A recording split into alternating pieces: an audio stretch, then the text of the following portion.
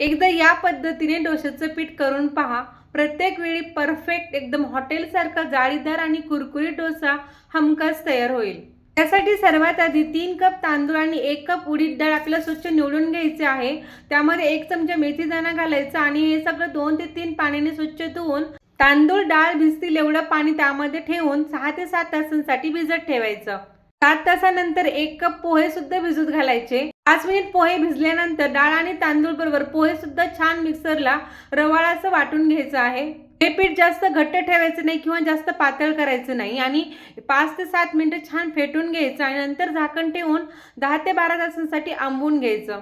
आता आंबलेलं पीठ एका छोट्या पातेल्यात घेऊन नंतर त्यामध्ये आपल्याला मीठ ॲड करायचं आहे आणि त्यानंतर बघा सेट केलेल्या तव्यावर असा डोसा पसरून घ्यायचा, तेल सोडायचं आणि चांगल्या कडा मोकळ्या करून हा पहा छान कुरकुरीत जाळीदार आपला डोसा तयार आहे. रेसिपी आवडली तर एक लाईक नक्की करा. बाय.